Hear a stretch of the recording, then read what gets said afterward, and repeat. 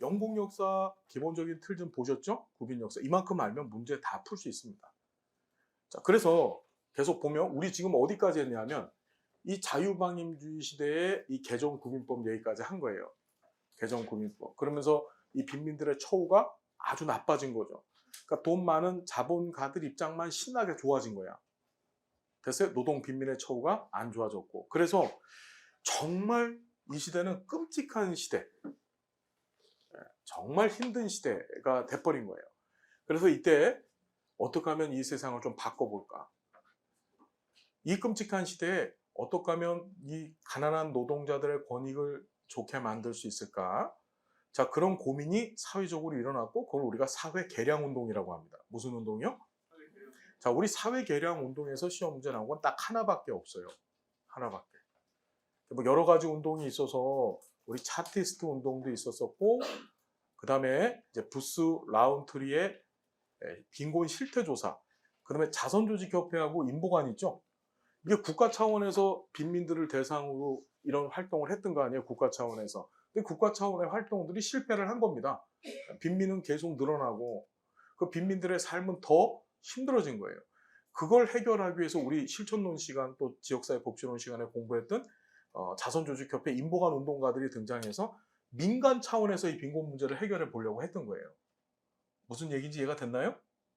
이해가 되죠? 국가가 안 되니까 당시 부자는 뒷담 많고 또 기독교 국가죠. 영국이라는 나라가. 이 기독교 신념에 근거해서 종교적인 신념에 근거해서 인도주의가 발달되어져 있었기 때문에 이 부자들 입장에서는 야, 우리가 이렇게 돈 많이 번 거 갖고 가난한 사람을 도와야 되지 않아? 이 생각을 해서 바로 이제 자선조직협회 인보관 운동가들이 이때 활동을 했던 거예요. 알았죠? 자, 그리고 나서 뭐가 터지냐면 역사적인 사건이 터지게 되는데 1914년에 1차 세계대전이 터져요. 그리고 1938년에 또 2차 세계대전이 터집니다. 여러분 1차 대전하고 2차 세계대전의 이 차이는요 한 20년밖에 안 돼요. 이 어마어마한 전쟁이 20년밖에 안 되고 전쟁이 전부 다 어디에서 터집니까? 유럽에서 터지는 거예요. 유럽에서. 1차 세계대전이 14년에 터져서 1918년에 끝나거든요. 그리고 나서 38년에 독일이 폴란드를 침공하면서 2차 세계대전이 시작돼요. 그게 45년도에 끝나게 되죠. 세계대전은 뭔지 아시죠? 예. 하여튼, 예. 알죠? 알죠, 여러분? 그런 거, 알죠? 예. 이게 어디까지가 바닥인지 잘 구분이 안 되니까, 우리 알고 있습니다. 그래서 이렇게 거대한 전쟁 두 번을 거치면서 이 자유방임주의에 대한 신뢰가 깨지기 시작한 거예요. 자유방임주의는 계속 말씀드리지만 국가가 시장 안에 개입을 합니까? 안 합니까? 하지 말자는 건데 여러분 전쟁을 겪으니까 국가가 시장 안에 개입을 할 수밖에 없었습니다. 왜 개입을 해야 되죠? 일단은 자 양철 냄비 만드는 공장이 있어요. 전쟁이 터졌으니까 군수물자가 필요할 거 아닙니까? 그리고 양철 냄비 만드는 공장 사장한테 가서 야 너 지금부터 양철 냄비 만들지 말고 포탄을 만들고 총알을 만들어야 돼 라고 시켜야 되겠죠. 무슨 얘기인지 이해되세요? 국가가 계획경제처럼 시장 안에 개입을 할 수밖에 없었습니다. 이 거대한 전쟁을 치르면서. 알겠죠? 자, 두 번째 또 무슨 일이 벌어지냐 하면 어마어마한 전쟁을 말 그대로 유럽은 1914년부터 시작해서 45년까지 전쟁한 거예요. 중간에 20년밖에 터울이 없었지만 그 끔찍한 전쟁 가운데서 그 힘든 전쟁 가운데서 국민들한테 희망을 줘야 돼요. 뭐냐? 전쟁이 끝난 이후에 니네들의 삶에 인센티브를 제공해 줄게. 니네들 국가 차원에서 뭔가 좀 해줄게. 이 두 가지 이유. 다시 한번 국가가 시장 안에 개입하게 되면서 자유방임주의는 이제 끝나버리게 되고 그리고 전쟁 이후에 비전 제시를 통해서 국민들의 사기를 진작시키기 위한 목적으로 사회복지에 대한 마스터 플랜, 즉 계획표가 등장하게 됩니다. 그게 바로 베버리지 보고서예요. 무슨 보고서? 자, 베버리지 보고서는 2차 세계대전이 한창 중인 1942년도에 만들어집니다. 여러분 베버리지 보고서도 한 문제 나오는 거 아시죠? 예. 그러니까 역사 관련돼서 제가 두 문제가 아니라 세 문제가 출제되는 겁니다. 꼭 세 문제가 출제된다. 다시 베버리지 보고서. 이 사람 이름이 윌리엄 베버리지라고 합니다. 우리 인보관 운동 배우셨죠? 인보관 운동가들, 인보관, 영국의 인보관은 몇 년도에 만들어집니까? 응? 예? 인보관 운동 했던 사람들이 누구였죠? 종교인들. 인보관 운동을 했던 사람이 누구냐면, 인보관 운동가들이 누구냐면, 갑자기 아득해지는 느낌이 들고, 뭔가, 우리 그런 속담이 생각나요. 예. 믿는 도끼의 발등. 뭔가 그런 느낌도 들면서, 뭔가 이게 세워놨던, 이게 막 우르르 무너지는 느낌이 지금 들고 있는데. 자, 우리 팔자 사나운 사람들 공부했 1884, 예, 1884년에 팔자 사나운 사람들, 그 사람들이 누구냐면 인보관 운동을 주도했던 사람들은 성직자와 당시 옥스퍼드 대학교의 대학생들이라고 했었습니다. 그 사람들이 팔자가 사나우니까 빈민굴에 들어가서 빈민들하고 같이 살았다 그랬죠. 그 레지던스 했다 그랬습니다. 빈민들과 함께 거주했단 말이에요. 그래서 1884년에 처음으로 영국의 런던에 화이트 슬럼이라고 하는 슬럼가가 있었어요. 화이트 슬럼. 무슨 슬럼이요? 그 화이트 슬럼에 최초의 인보관이 들어서게 됩니다. 그 인보관의 이름이 바로 토인비 홀이에요. 토인비 홀. 들어봤죠? 인보관이라는 말이 무슨 소리예요? 인보관이. 인보관이 무슨 뜻이죠? 이 인자가 무슨 인자인 줄 아세요? 사람인, 어지린, 이웃린. 다시 뭐라고요? 우리 근린 생활적 이런 표현 쓰잖아요. 그때 이웃린자입니다. 이 보는 무슨 보자일까요? 지킬 보자예요. 지킬 보자. 내 이웃은 내가 지키겠다는 거야. 어디 가서 걔네들하고 같이 살면서. 관은? 그 직관자예요. 벼슬관자 아닙니다. 예, 직관자야. 그래서 이웃들과 함께 살면서 내가 그들을 지키겠다고 빈민굴에다가 집 줘놓고 빈민들하고 같이 산 겁니다. 그게 바로 뭐라고? 인보관이다. 생각해봐. 당시에 옥스퍼드 대학교 학생들, 교수들, 성직자면 상당히 존경받는 직업인데도 뭐가 사나우니까 팔자가 같아요. 그래가지고 어떻게 빈민들하고 같이 살아. 이게 팔자가 애팔 같은 사람들이잖아요. 그죠? 그래서 팔자야, 팔자. 뭔 말인지 알겠습니까, 여러분? 팔자. 알았어요? 이 1884년에 또 무슨 사건이 하나 있었었죠? 독일의 산재보험. 다시 뭐요? 독일의 산재보험이 이 84년에 만들어져요. 아니, 팔자가 하니까 산재당하죠. 딴 사람들은 멀쩡하게 일하는데 팔자가 이만하니까 떨어지잖아. 막 떨어지고 부러지고 그러죠. 무슨 얘기인지 이해되세요?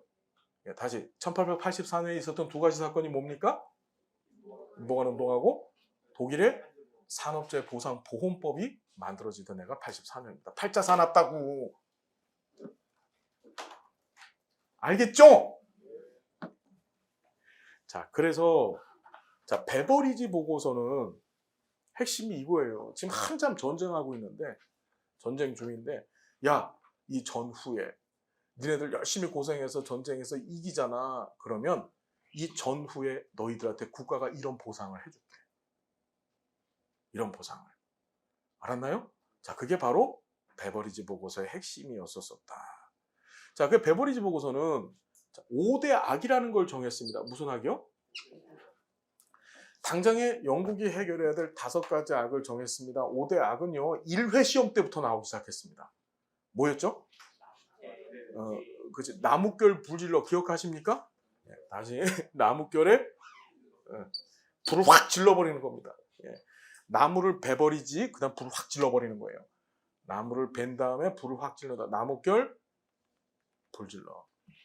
나뭇결 불질러. 그래서 나태, 무지, 결핍, 불결, 질병. 알았죠? 5가지 사유학 기억하십시오. 자, 그래 놓고 이 5가지 사회악을 해결할 방법이 뭐냐? 아직까지도 영국은 개정구빈법의 시대였었거든요. 개정구빈법이라는 것은 빈민들만을 대상으로 해서 국가가 구제 대상으로 삼는 제도였었잖아요. 그죠? 전체 국민이 아니라 빈민들만을 대상으로 한 거예요. 알았나요? 지금 얘기 쫓아오시죠? 그래서 이걸 어떻게 해결해야 될까? 자, 영국이 사회보험제도를 만들자. 무슨 제도요? 사회보험제도를 만들어서 이 5가지 사회악에 노출될 수 있는 전 국민, 즉 전 국민을 대상으로 한 사회보장제도를 최초로 제시한 게 바로 뭐다? 베버리지 보고서인 거예요. 전 국민 대상. 알았죠? 베버리지는 5가지 악이 있는데 나태가 있고 무지가 있고 결핍이 있고 불결이 있고 질병이 있어요. 여러분 5가지 사회악은 영국이 2차 세계대전 즉 전쟁을 경험하면서 현재 경험하고 있는 문제야. 말 그대로.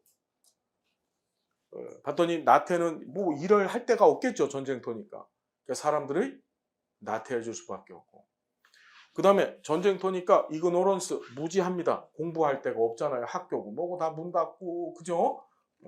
3번째가 결핍입니다. 이 결핍을 완트라고 표현을 했는데 이게 부족을 얘기하는 거고 이 부족은 소득의 부족, 즉 소득 결핍을 얘기하는 거예요. 알았나요? 돈을 못 버는 거예요. 돈을. 알았죠? 자, 그리고 뭡니까? 더러워요. 불결. 전쟁터에 이 불결할 수밖에 없겠죠, 여러분? 자, 그래서 자 더러우니까 불결하고 마지막이 뭐다? 질병이 창궐할 수밖에 없습니다. 이 5가지 악을 정해놓고 이걸 기존의 구빈법 체제를 갖고선 이 문제를 해결할 수가 없다라고 본 거예요. 그래서 무슨 제도 도입을 강조한 겁니까? 베버리지 보고서의 핵심은 사회보험제도였었어요. 무슨 보험? 사회보험. 전 국민한테 뭘 해? 보험료, 기여금을 걷어서 그걸 가지고서 전 국민을 대상으로 해서 보장을 하겠다는 거예요. 이해됐나요? 자, 사회보험이 주축이었다. 자, 베버리지는 이런 얘기를 합니다. 이 5가지 악 중에서 이 결핍 있잖아요. 결핍은 소득의 결핍을 얘기하는 건데 얘만 해결하면 사실 나머지 것들은 저절로 해결된다. 즉 국민들 주머니에 돈이 들어가서 소득이 채워지면 그럼 국민이 갖고 있는 모든 문제는 해결될 수밖에 없다고 보고 그래서 베버리지는 이런 말을 했습니다. 사회보장은 결국 소득보장이다. 다시 뭐요? 사회보장을 소득보장으로 봤어요. 다시 사회보장은 뭐라고? 소득보장이다. 소득보장이다.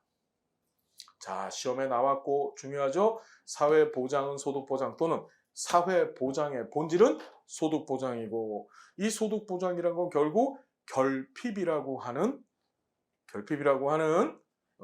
사회적 위험 또는 5가지 악 중에 하나를 해결하는 수단이라고 본 겁니다.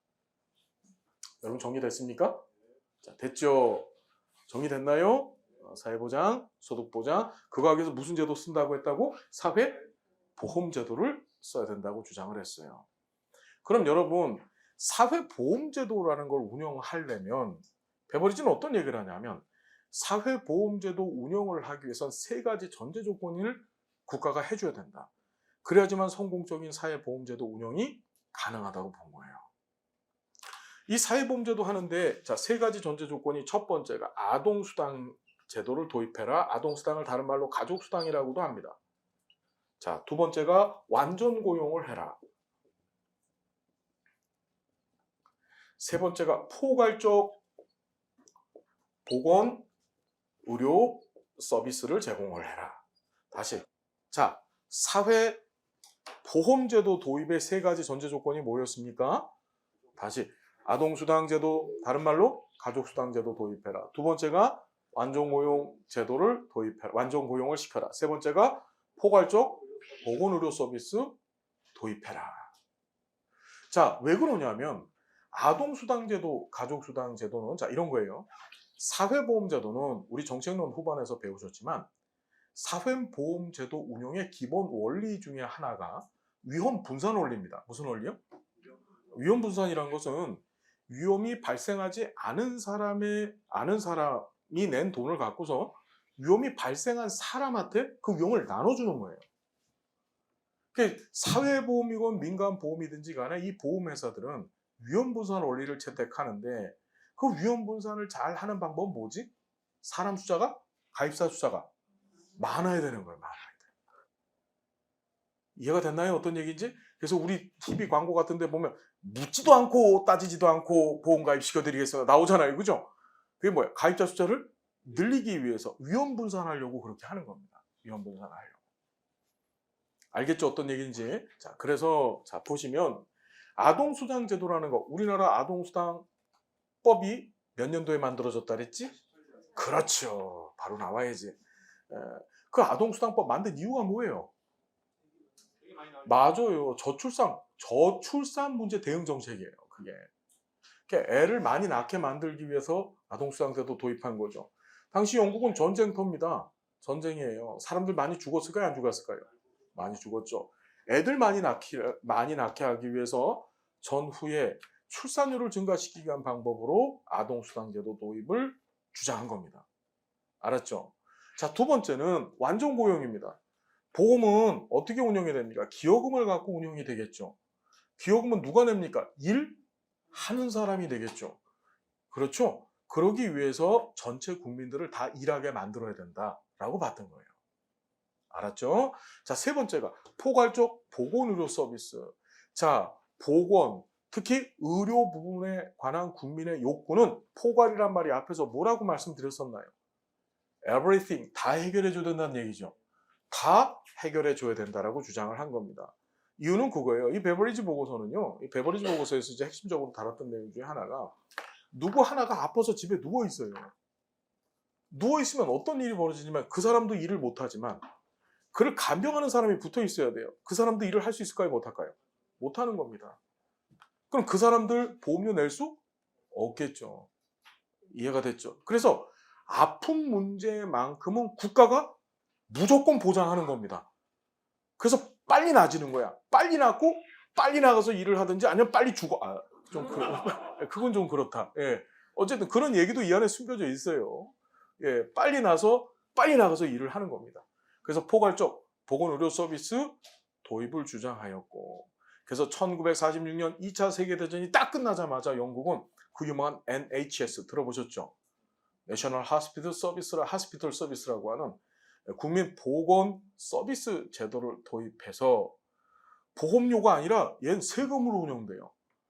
세금으로 전체 국민들의 의료 관련된 보장을 국가가 무상으로 다 해결해 줍니다. 영국 가면요, 살 빼는 것도 무상입니다. 네, 맞아요. 여러분, 여기 좀 몇 명 보이는데, 예, 근데 같이 갔다 올까요? 예, 무슨 얘기인지 알죠? 예, 진짜로 대단하더라고요. 갔는데 병원 갔다고 차비를 줍니다. 진짜 차비를 주더라고요. 차비를. 외국인도 다 무상입니다. 아픈 것만큼은 영국 가면 다 해결이 되는데 의료 서비스 질은 좋을까요? 안 좋을까요? 정말 끔찍합니다. 서비스 질은 진짜 안 좋아요. 영국 의사들은 전부 파키스탄 사람들, 인도 사람들이 합니다. 영국 본토 앵글로색슨족들은 절대 안 해요. 예. 영국 이제 건강보험제도 뒤에서 공부해 볼 텐데 이 건강보험제도 중에 얘네들이 하는 방식이 인두제 방식이라고 해서 두당 얼마식으로 계산을 해주거든요. 사람 두당 얼마. 예. 그러니까 국가에서 두당 얼마를 탁 책정을 해주면 돈을 주잖아요. 그럼 얘한테 무슨 병이 걸리고 뭔 일이 벌어지든 간에 의사는 그 돈 갖고 해결을 해야 되는 거예요. 그러니 질이 좋겠습니까? 안 좋겠습니까? 예. 영국에서는 이 부자들은 절대로 지네 나라 NHS를 안 받습니다. 예. 자, 넘어가시고요. 자, 그래도 좋은 나라입니다. 는 아닙니다.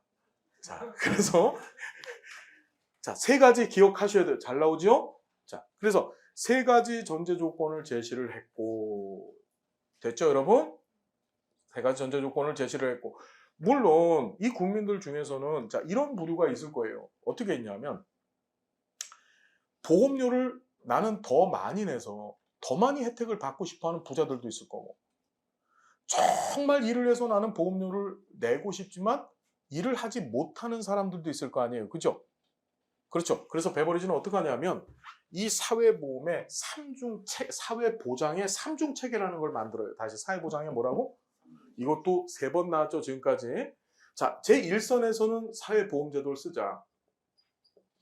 그런데 제2선에서는, 두 번째 선에서는 공공부조를 쓰자. 얘는 보험료 낼 수 없는 사람들을 대상으로 해서는 국가가 해결을 해줘야 된다는 거예요. 공공부조.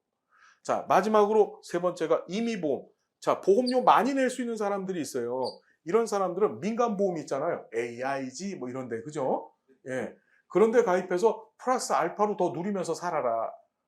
라고 해서 3가지 보장체제를 얘기했다. 얘는 가난한 사람을 위해서, 얘는 부유한 사람을 위해서. 제가 말씀드립니다. 오늘 이거 지금 공부한 거 바깥에서 나오면 제가 책임질게요. 네, 그대로 나올 겁니다. 됐죠? 자, 그래 놓고 사회보험 운영의 6가지 원칙을 제시합니다. 다시 사회보험 운영의 6가지 원칙. 자, 1942년 요거 지워도 되죠? 자, 6가지 원칙이 무엇이냐?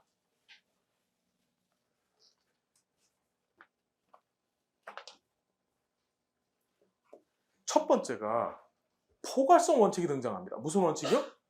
아, 드디어 포괄성이 또 나왔어요. 우리 사회복지학 시험에서 이 포괄성이 하나, 둘, 셋, 4군데서 나와요. 4군데서. 우리 앞에서 배웠습니다. 사례관리의 운영원칙에서 한번 나오고, 두 번째, 전달체계 구축의 원칙에서 우리 오전에 했거든요. 예. 다시 사회복지 실천론과 관련돼서 사례관리의 원칙 중에 포괄성이 등장했죠. 자, 전달체계 구축의 원칙은 행정론하고 정책론에서 출제가 됩니다. 거기서 포괄성 원칙이 있었다 그랬죠. 자, 세 번째가 베버리지 보고서에서 포괄성을 얘기를 합니다. 국민이 갖고 있는 국가가 제공하는 이 사회 보장은 나뭇결 불질러에 다 대응을 해야 된다는 거예요. 자, 또 포괄성을 언제 배우셨나요? 한 군데 또 있습니다. 조사론을 공부하실 때 범주하의 2가지 조건이 있었었죠. 다시 조사론의 범주하의 조건. 뭐였지? 상호 배타성과 포괄성을 다른 말로 총망라성.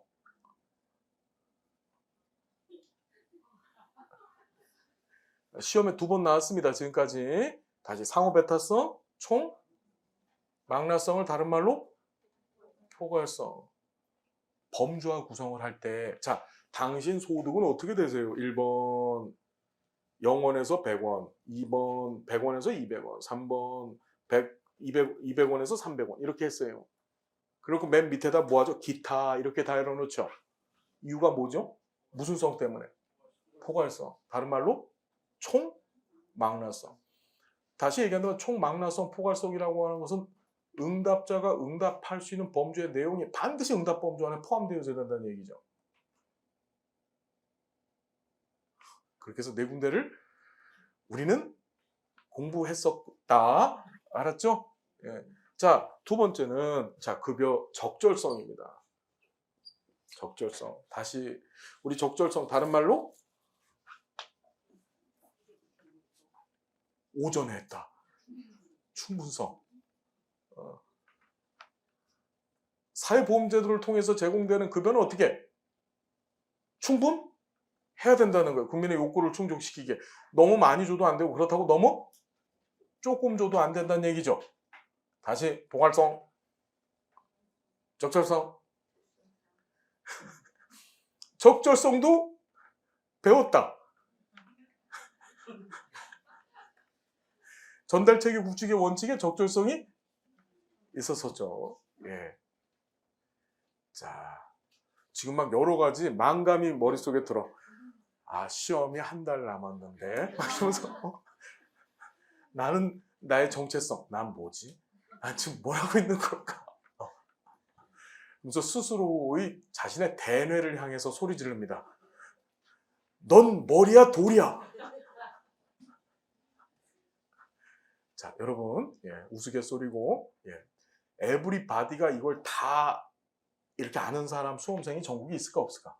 없어요. 그런 사람 없습니다. 예, 없습니다. 예, 없습니다. 예, 지금부터 하시면 됩니다. 지금부터 차근차근 하십시오. 알았죠? 자, 핵심 요약 강의 잘 들어주시기 바랍니다. 알았나요? 예, 그때 이런 식으로 강의를 다 해놨어요. 꼭 좀 들어주시고. 자, 세 번째. 이게 세 번째하고 네 번째가 제일 중요합니다. 왜 중요하냐면 얘를 정액, 기여, 정액, 급여라고 합니다. 글씨를 좀 날려서 쓰니까 양해를 구하겠습니다. 우리나라 사회보험제도하고 지금 틀려요. 우리나라는 정액기여, 정액급여를 제공하는 것이 아니라 어떻죠? 그렇죠. 정률 방식을 씁니다. 비율에 맞춰서. 내 소득의 9% 국민연금 내잖아요. 그죠? 그럼 100만 원 벌면 9만 원이고 1000만 원 버는 사람은 90만 원 내야 되는 겁니다. 그게 정률이라고 하는 건데 정액은 소득에 상관없이 즉 부자나 가난한 자나 똑같은 금액 내는 겁니다. 그냥. 그러니까 현재 우리나라 사회보험제도하고 틀리기 때문에 그래서 자꾸 냅니다. 이 문제를. 정액기여, 정액급여. 주는 급여도 부자나 가난한 자나 똑같은 금액, 일괄적으로 똑같은 금액을 제공합니다. 우리나라 기초연금제도 같은 방식이에요. 일종의. 얘는 말씀드렸지만 소득보장에 초점을 둔다 그랬잖아요. 가난한 자나 부자나 다 사회적 위험에 노출될 가능성이 있고 사실당노질에 국가의 역할은 너희들이 살아가는 데 필요한 최소한의 소득만 끊임없이 보장해주면 된다고 생각하는 거예요. 무슨 얘기인지 알겠죠? 그래서 정액 기여, 정액 급여 무슨 말인지 알겠습니까? 소득 상관없이 다시 한번 소득 상관없이 같은 금액, 같은 기여를 하게 만들었다. 알겠죠? 자, 꼭 좀 기억해 두시고 얘를 균등급여, 균등기여 또는 균일급여, 균일기여 똑같은 말입니다. 자, 시험에는 섞어져서 나오는데 중요합니다. 현대 우리나라 사회보험하고 틀리기 때문에 시험에 정말 잘 나옵니다. 자, 세 번째로, 다섯 번째로 행정통합. 무슨 통합이요? 사회보험기금을 만들어서 거기서 행정을 일괄적으로 그 사회보험기금에서 복지 관련된 업무를 다 맡아서 하게 만들자 그랬어요. 그러면 효율성이 일어납니다. 비용을 절약할 수 있어요. 무슨 얘기인지 알겠죠? 행정안전부 막 흩어져서 있잖아요. 그럼 관련된 행정비용들, 즉 인건비 이런 것들이 흩어져서 출전이 되겠죠. 영국 같은 나라는 사회보장청이라고 하는 부서가 하나 있습니다. 걔가 모든 복지 관련된 업무를 혼자서 맡아서 하는 거예요. 이해됐나요? 그러면 운영과 행정 관련된 비용이 절약되겠죠. 그걸 행정통합이라고 표현을 했다. 됐나요? 자, 마지막으로 이 사회보험제도 운영에 있어서 대상자를 구분합니다. 대상자. 보험의 대상자를 구분을 해야 된다. 이게 전 국민을 대상으로 한 사회보험이지만 애들한테 돈 거둘 수는 없잖아요. 집에서 살림하는 엄마들한테 돈 거둘 수도 없겠죠. 무직자한테 돈 거둘 수도 없겠죠. 그래서 대상자를 어떻게 구분했냐면 자, 보겠습니다. 우리 집이 있으면 내가 다니는 회사에 사장님이 있어요. 사장님을 자영자. 그 밑에 일하는 애가 피용자. 그 다음에 이제 피용자네 집 식구들이 등장을 합니다. 누가 있지? 우리 아버지 노인, 우리 와이프 주부. 그렇죠? 예. 그 다음에 우리 집에 아동. 그 다음에 우리 집에서 놀고 먹는 삼촌 하나 있죠? 걔가 무직자. 원수덩어리 동생 하나 있잖아요. 예. 그래서 이렇게 몇 개로 구분했다? 6개로 구분하고 보험료는 누가 냅니까? 이 사람이 낸 겁니다. 자영자하고 피용자가 주축이 되어져서 보험료를 내게끔 구조화시킨 겁니다. 그 다음에 하나 더. 얘는요. 국가가 이 사회보험제도 운영에 필요한 돈을 내야 된다고 주장을 했습니다. 뭔 말인지 알겠죠? 자, 그 정도 보시면 된다.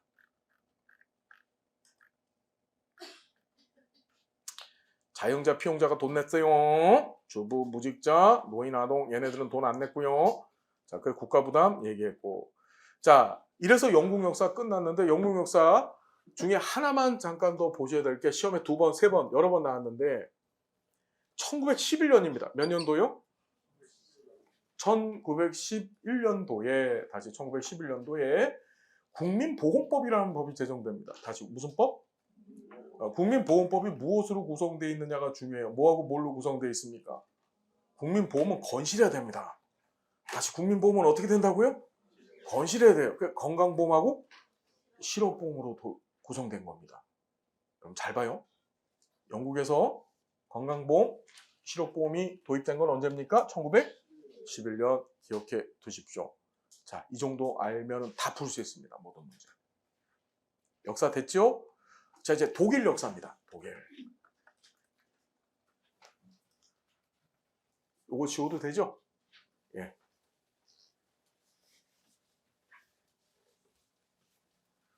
자, 독일입니다. 발음 중요합니다.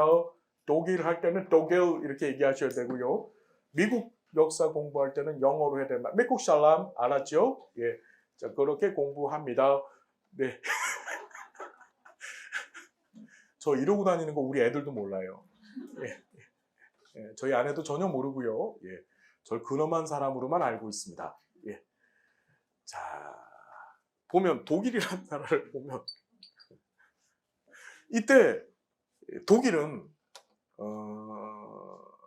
왕이 있었습니다. 왕. 그 왕의 이름이 헬름헬름 거리고 다닌다고 해서 비렐름이었는데 뭐 그런 건 시험에 나오질 않습니다. 어쨌든 비렐름이가 있었었는데 그 비렐름 왕 때 뭐 우리 교재상으로는 시험상으로는 재상 영의정쯤 되는 위치, 현재로서 국무총리쯤 되는 사람이 바로 비스마르크였었어요. 당시 독일은 어떤 형태의 국가였었냐 하면요. 세 개 계층이 있었어요. 계층 세 개. 다시 계층이 몇 개? 세 개. 그래서 맨 위의 계층이 융커라고 하는 계급이 있었고, 융커 따르니까 융커. 융커가 이게 독일어인데 독일어로 융커가 대지주라는 뜻입니다. 지주. 땅 많이 갖고 있는 사람. 그 다음에 신흥 부르주아라고 해서 이 독일은요. 독일은 영국하고 프랑스하고 독일 이 세 나라가 유럽의 이 주축이 되는 국가들이잖아요. 영국하고 프랑스가 식민지 쟁탈을 열심히 했는데 하고 그걸 통해서 이 산업혁명과 산업화의 원동력을 얻었었어요. 식민지를 통해서. 근데 독일은 그 식민지 쟁탈전에서 실패한 나라입니다. 식민지가 거의 없던 나라. 그래서 산업적으로 굉장히 낙후가 된 나라였었어요. 독일이. 뭔 말인지 이해가 됐나요? 그런데 이제 자본주의가 슬슬 독일에도 들어오면서 부르주아. 우리가 부르주아라는 말이 무슨 뜻이에요? 그렇죠. 이 부르주아의 원뜻은 성벽이란 뜻이에요. 성벽, 캐슬. 지들끼리 성 쌓아놓고 이 안에다가 돈 차곡차곡 쌓아놓은 다음에 지들 걸 지키기 위해서 지들 돈을. 뭔 말인지 이해가 됐나요? 그런 의미를 갖고 있습니다. 부르주아란 말이. 이해됐죠? 그러니까 이 성벽이란 말은 바깥에 있는 다른 사람들, 그게 이제 프롤레타리아죠. 프롤레타리아. 그들과는 차별될 삶을 산다는 거예요. 자기들은. 이게 일종의 계층을 의미하는 거죠. 알았습니까? 어떤 얘기인지. 자, 그래서 다시 여기 보시면 신흥 부르주아들이 등장을 했고, 즉 돈을 번 이 부르주아 계층들이 등장을 했고, 그리고 이제 마지막으로 어떤 계층들? 자, 노동자 계층. 얘네들이 제일 불쌍한 애들이에요. 노동자. 왕한테 착취당하고 부르주아 자본가들한테 착취당하고 정말 살기가 이가 버덕버덕 갈리는 그런 애들이 바로 이 노동자 계층이었었다. 그런데 당시에 이 재상으로 집권을 하게 된 이 비스마르크는요. 이 독일이 영국이나 또는 프랑스를 버금할 만큼의 산업화 국가로 발전되길 바랬어요. 근데 그 산업화를 이끌려면 노동자들이 열심히 일을 해줘야 될 거 아닙니까? 그렇죠? 그렇죠. 그때 자, 뭔 일이 터지냐면 항상 핍박받고 항상 뺏기기만 했던 이 노동자들이 사회주의 혁명을 일으키려고 했습니다. 우리 사회주의와 관련된 두 가지 사건이 앞에서 배우셨지만 스피넴랜드법 제정하고 그 다음에 이 비스마르크의 사회보험 입법인 거예요. 무슨 말인지 알겠죠? 그래서 비스마르크는 야 이거 자칫하면 야 빌헬름 왕께서 내쫓이고 우리 사회주의라는 게 공산주의 얘기하는 건데 그게 등장하게 되면 왕 내쫓고 걔네들이 싫어하는 것이 이 계층사회잖아요. 마르크스주의자들이 싫어하는 게. 그래서 야 이거 큰일 나겠다. 노동자들이 열심히 일을 해주기를 바랬어요. 그걸 우리 시험에서는 뭐라고 얘기하냐면 노동자들의 충성심. 무슨 심이요? 충성심을 유도하기 위해서 사회주의가 스물스물 들어와서 노동자들한테 야 니네 혁명이 이렇게 자꾸 부추기고 앉아 있는데 이때 노동자들의 충성심을 유도해서 얘네들이 열심히 일을 하게 만들게 하기 위해서 첫 번째 쓴 방법이 사회주의자 탄압법이라고 하는 법을 만듭니다. 그래서 사회주의를 신봉하는 사람들, 사회주의를 따르는 사람들 다 잡아다 죽이고 고문을 했습니다. 이것이 바로 일종의 채찍입니다. 말을 잘 달리게 하기 위해서 채찍을 쓴 거고 당근책으로 등장하게 된 것이 바로 사회보험입법이다. 다시 무슨 입법이요? 사회보험입법. 자, 독일은 세계 최초로 사회보험제도를 만든 나라. 다시 뭐라고요? 세계 최초로 사회보험제도를 만든 나라입니다. 그래서 자, 두 가지 목적. 자, 보십시다. 노동자의 충성심을 유도하고 이걸 통해서 사회통합하려고. 뭐 하려고요? 사회통합하기 위한 목적. 자, 시험에 나오면 충성심 유도, 사회통합이 나옵니다. 목적으로 세계 최초로 사회보험제도를 만들었다. 자, 사회보험제도 도입 순서를 기억하셔야 된다. 독일에서 사회보험이 도입되어진 순서는 질산노. 다시 뭐요? 여러분 질산 뭔지 아시죠? 질산이 뭐지? 질소하고 산소가 결합돼요?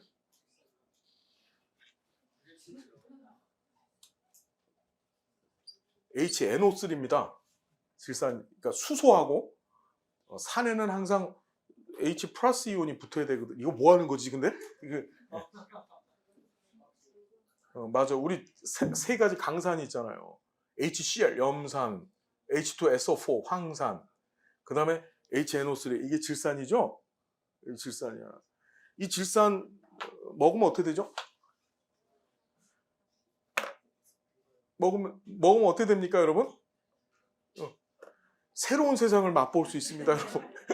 이 세상과는 다른 세상을 볼 수 있는 거예요. 자, 선생님, 질산 한 잔. 예, 그러면 어떻게 해야 돼? 질산? No 해야 되죠? 예, 다시 질산? No. 감사합니다는 무슨, 줄 것 같아? 질산? No. 알았어요? 질산 No. 그래서 최초의 사회보험이 질병보험입니다. 무슨 보험? 질병보험. 그 다음에 산재보험, 노령 및 폐질보험. 이 노령 및 폐질보험이 지금의 국민연금입니다. 국민연금.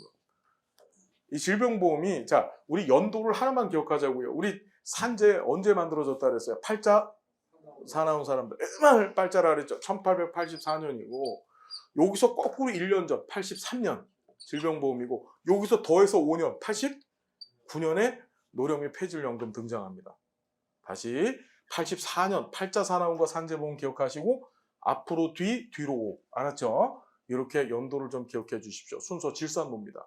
시험에 잘이 아니고 거의 매번 시험에 나왔어요. 세계 최초의 사회보험은 질병보험, 질병보험을 다른 말로 의료보험, 다른 말로 건강보험, 이렇게도 출제됩니다. 질병보험, 의료보험, 건강보험. 알았죠? 예, 그래서 이렇게 세 가지 보험이 등장을 했는데, 우리 아까 전에 이 독일이라고 하는 나라는 세계 계층이 있었다 그랬잖아요. 융커가 있고, 얘는 원래부터 이 독일의 기득권자들입니다. 우리 비스마르크도 융커 계급이었었어요. 신흥 부르주아가 있고 노동자가 있는데, 이 신흥 부르주아들이 정치 세력화된 애들을 자유주의자라고 합니다. 무슨 주의자? 이 노동자들이 또 일부 정치 세력화됐어요. 이걸 사회주의자라고 해요. 무슨 주의자? 사회주의. 자, 시험에 잘 출제되어진 것이, 비스마르크가 사회보험을 도입할 때, 이 질병보험이 도입될 때는 온격결에 비스마르크가 막 밀어붙였거든요. 그냥 이걸 온정주의, 위로부터 아래로의 개혁이라고 얘기를 해요. 그냥 막 밀어붙인 겁니다. 비스마르크가. 세계 최초로 보험제도가 도입되니까 이 자유주의자들이나 사회주의자들이나 이런 겁니다. 보험제도를 막 도입하니까 이러다 그냥 보험이 통과가 됐어요. 의회에서. 알겠죠? 근데 두 번째 보험, 산재보험부터 맡기기 시작해요. 산재보험 도입을 하면서 자 보겠습니다. 비스마르크는 무과실 책임주의 원칙, 다시 무슨 책임이요? 여러분 산재보험 제도를 운영하는 기본 원칙에는 무과실 책임주의 원칙이 있습니다. 다시 무슨 원칙? 무과실 책임이라는 게 뭐지? 과실을 하지 않았는데도 불구하고 책임지겠다는 거야. 근로자가 창밖에 붙어갖고서 열심히 창을 닦다가 또 떨어져서 다쳤어요. 사장님이 그 사람을 민 거 아니죠? 안 밀었잖아. 무슨 말인지 알겠어요? 민 거 아님에도 불구하고 그 책임을 누가 지죠? 사장님이죠. 사장님이 몇 퍼센트 지죠? 100% 지는 거예요. 그래서 산재는 무과실 책임주의 원칙에 따라서 사용자가 100% 보험료를 부담하게 만든 거예요. 사용자가 어떻게? 100% 보험료를 부담하게 만들었다. 그랬더니만 이 자유주의자들이 좋아했을까? 이런 씨 이러면서 반대를 한 겁니다. 왜 우리가 이러면서 우리를 관료제하에 집어넣어서 우리를 정부가 통제하려고 하는구나 이러면서 반대를 했고, 또 사회주의자 입장에서는 저것들이 갑자기 안 하던 걸 왜 자꾸 주지? 저것들이 우리가 사회주의 혁명하지 못하게 막으려고 자꾸 미끼를 주는구나 라고 하면서 반대했다. 자, 시험에 독일에서 사회보험이 도입된 당시에 자유주의자, 사회주의자가 둘 다 찬성했다, 반대했다? 반대했다가 시험에 나옵니다. 반대했다. 산재보험은 누구만 부담했다? 사용자만 부담을 했다. 현재 우리나라 산재보험료도 누구만 부담한다? 사용자가 부담한다. 알았습니까? 어떤 얘기인지? 자, 바로 그 얘기만 아시면 다 풀 수 있다. 미국 역사 10분만 쉬었다가 계속 진행하겠습니다. 여러분 고맙습니다.